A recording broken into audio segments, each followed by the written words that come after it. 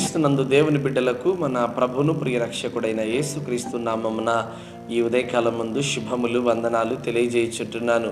ఈ దినాన దేవుడు తన వాగ్దానమును బయలుపరచబోతున్నాడు. కీర్తన గ్రంథము 116వ అధ్యాయము 16 గల వచనం, నీవు నా కట్లు విప్పి ఉన్నావు. దేవాది దేవుడు అపవాది చేత కట్టబడినటువంటి ప్రతి సాతాను యొక్క కట్లను దేవుడు ఈ ఉదయకాలం ముందు విడిపించబోతున్నాడు. నువ్వు అనేకమైనటువంటి పాపపు సంఖ్యల చేత కట్టబడి ఉన్నావా? దుర్మార్గమైనటువంటి అనేకమైనటువంటి శరీర సంబంధమైన సంఖ్యల చేత కట్టబడి ఉన్నావా?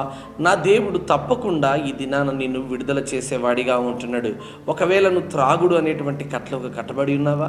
వ్యభిచారం అనేటువంటి కట్లకు కట్టబడి ఉన్నావా?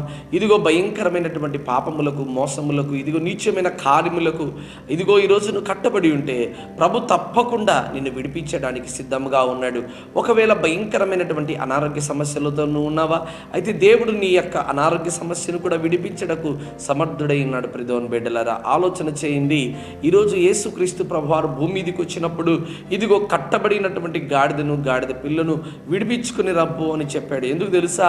కట్టబడేటువంటి ప్రతి ఒక్క పాపపు సంఖ్యల నుంచి నా దేవుడు స్వేచ్ఛగా విడిపించేవాడు. కట్టబడినటువంటి దానిని కూడా దేవుడు విడిపించగలిగినటువంటి వాడిగా ఉన్నాడు. నా దేవుడు సాత్వికుడు, ఇదిగో దీన మనసు కలిగిన వాడు.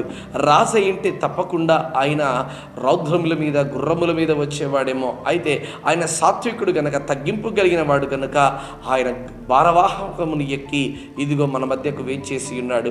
ఇదిగో చనిపోయినటువంటి లాజరు కూడా 4 దినాలు అయిపోయింది.